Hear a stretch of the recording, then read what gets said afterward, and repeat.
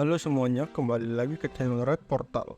Sejarah dari video game sudah dimulai dari kurun waktu yang cukup lama, dan sering berjalannya waktu pula, game-game tersebut pun mulai berevolusi menjadi bentuk yang mungkin tidak akan terpikirkan oleh generasi-generasi dulu. Welcome to Sakura Skull Simulator, game yang tak boleh diremehkan. Dari bentuk grafik pitch yang kotak-kotak hingga grafik video game yang terlihat sangat realistis seperti sekarang. Sudah banyak hal yang terjadi dalam kurun waktu yang cukup lama tersebut. Kita sebagai gamer mungkin telah lupa atau bahkan tidak tahu bagaimana proses perubahan dari video game yang kita kenal sekarang menjadi seperti sekarang ini. Sebagai contoh, seperti saat dimana game-game FPS masih menggunakan medkit untuk menambah darah yang pemain punya hingga sekarang berubah menjadi layar penuh darah yang hanya membutuhkan waktu sebentar agar darah bisa kembali dengan penuh. Tanpa beberapa video game yang akan kami tampilkan sebentar lagi, kita tidak akan mungkin mendapatkan kualitas game yang kita temui seperti zaman sekarang ini. Dan ini adalah 5 game dengan mekanik paling revolusioner sepanjang masa. Oh, like a pro. It's your turn.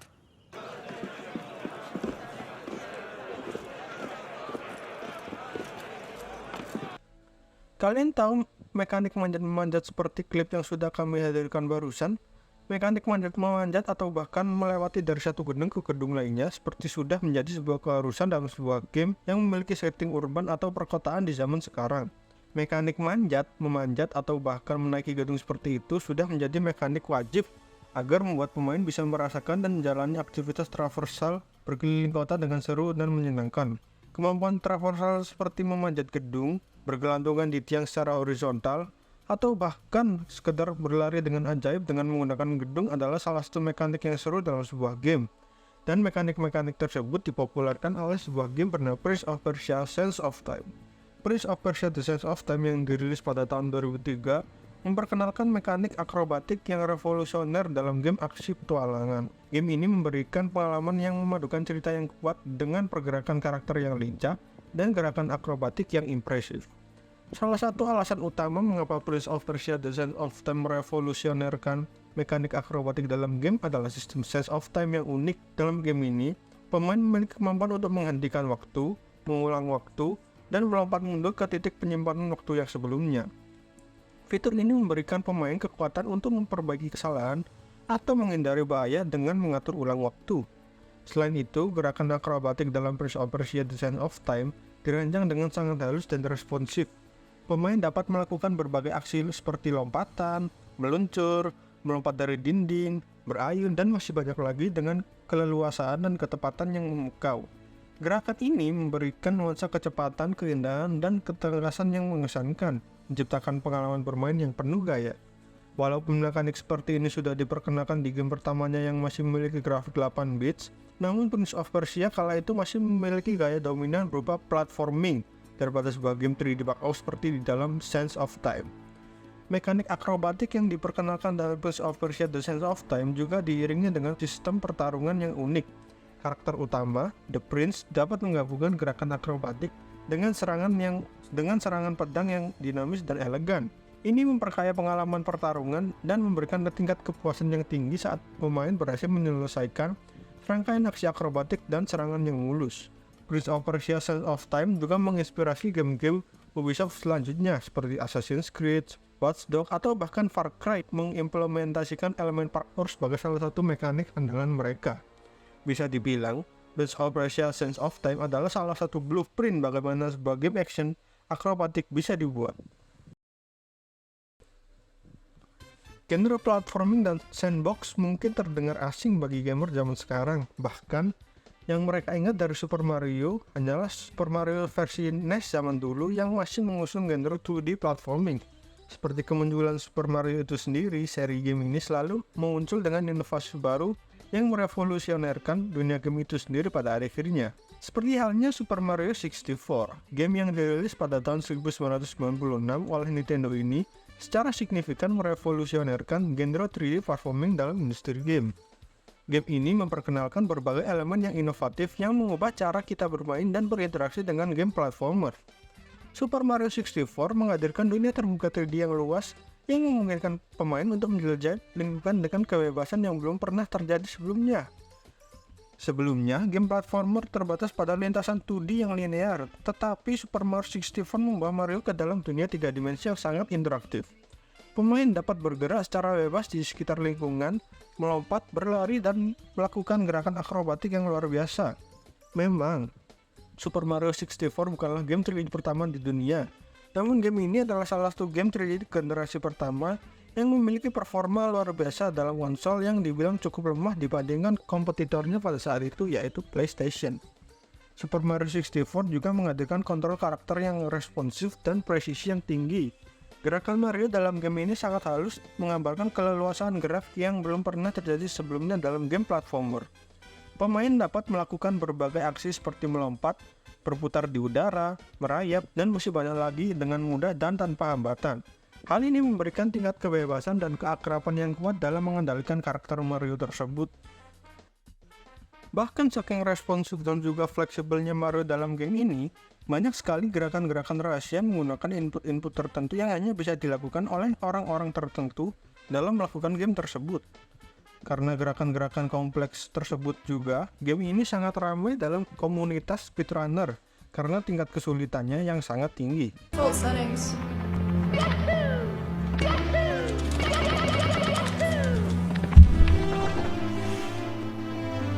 Selain itu, Super Mario 64 menghadirkan desain level yang kreatif dan inovatif. Setiap level dalam game ini dirancang dengan cermat, memanfaatkan konsep 3D untuk menciptakan tantangan dan rahasia yang menarik. Pemain harus memecahkan teka-teki, menemukan jalan rahasia, dan mengumpulkan bintang-bintang untuk memajukan permainan. Desain level yang brilian dan variasi yang kaya dalam tantangan menjadikan setiap level menjadi pengalaman yang unik. Keberhasilan Super Mario 64 merevolusionerkan genre 3D platforming terlihat dari pengaruhnya yang besar terhadap game-game selanjutnya. Banyak game-game platform 3D yang datang setelahnya mengadopsi prinsip-prinsip dasar yang diperkenalkan oleh Mario 64, seperti dunia terbuka, kontrol karakter yang halus, dan desain level yang kreatif. Secara keseluruhan, Super Mario 64 telah mengubah paradigma game platformer dengan menghadirkan dunia terbuka 3D yang luas, kontrol karakter yang responsif, dan desain level yang kreatif.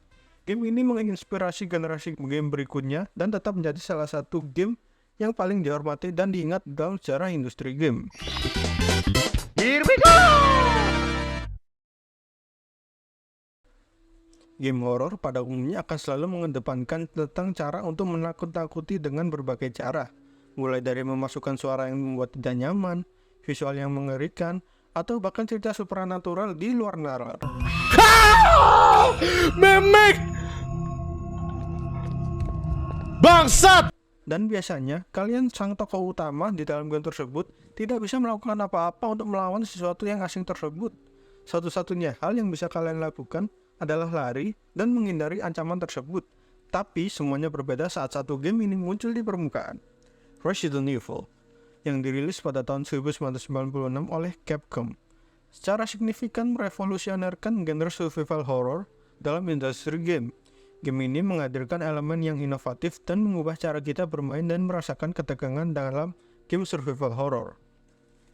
Salah satu alasan utama mengapa Resident Evil merevolusionerkan genre ini adalah pendekatan yang baru dalam menyampaikan horor dan ketegangan kepada pemain. Sebelum Resident Evil, genre survival horror belum begitu dikenal dalam dunia game. Game ini menghadirkan suasana yang gelap, atmosfer yang mencekam, dan fokus pada elemen horor yang mendalam, menggabungkan aksi, penjelajahan, dan teka-teki dalam satu paket. Selanjutnya, Resident Evil memperkenalkan mekanik permainan yang berfokus pada elemen survival.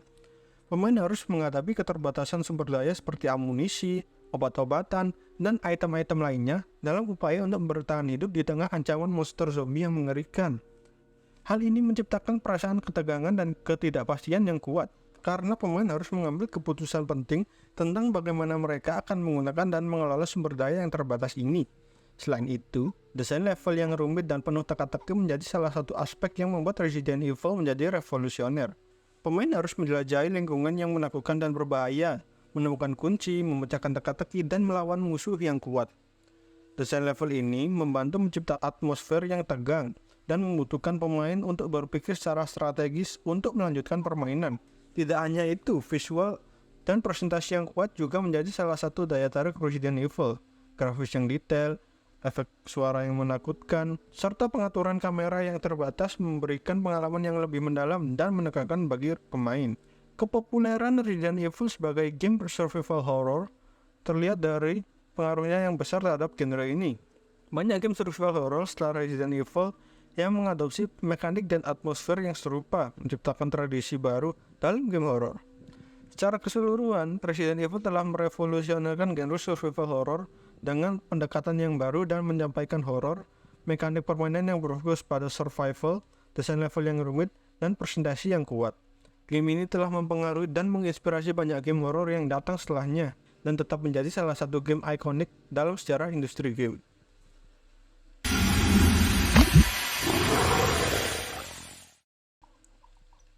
Apa yang ada di benak kalian saat mendengar game yang mengusung genre stealth sebagai fokus utamanya? Mungkin beberapa dari kalian, gamer zaman sekarang mungkin akan mengaitkannya dengan game seperti Assassin's Creed, Styx Master of Shadow, atau bahkan Aragami. Namun, sebelum game-game stealth seperti itu muncul, ada satu game yang mengubah landscape game bergenre stealth secara keseluruhan. Game tersebut adalah Metal Gear Solid, yang dirilis pada tahun 1998 oleh sang legenda Hideo Kojima. Secara signifikan merevolusionerkan genre stealth dalam industri game. Game ini menghadirkan pendekatan yang baru dalam bermain dengan fokus pada menyelinap dan menghindari konfrontasi secara langsung.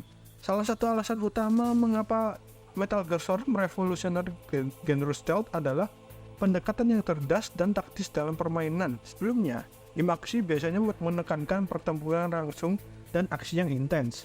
Namun, Metal Gear Solid menghadirkan suasana yang berbeda dengan menekankan keselamatan dan menghindari deteksi oleh musuh sebagai kunci utama untuk berhasil.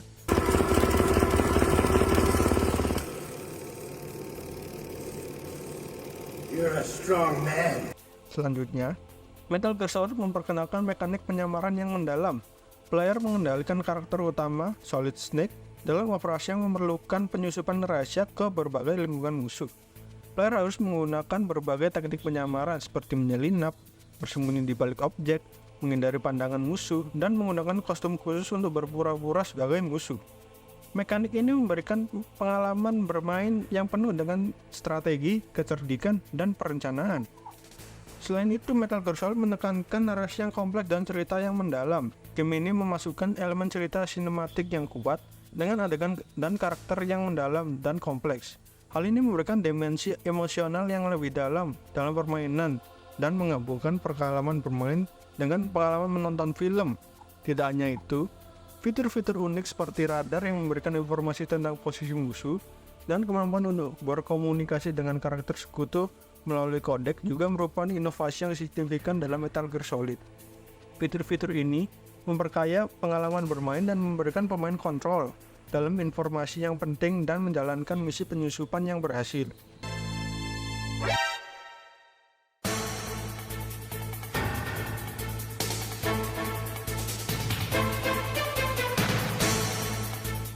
Kepopuleran Metal Gear Solid sebagai game stealth terlihat dari pengaruhnya yang besar terhadap genre ini. Banyak game stealth setelah Metal Gear Solid mengadopsi mekanik dan pendekatan yang serupa, memperluas dan mengembangkan konsep penyamaran dan taktik dalam permainan. Sebuah konsep di mana bermain sebagai seseorang yang begitu lemah dan tidak bisa melakukan skill yang membuat sang karakter utama menjadi sosok yang kuat mungkin terdengar seperti konsep yang sangat tidak menyenangkan.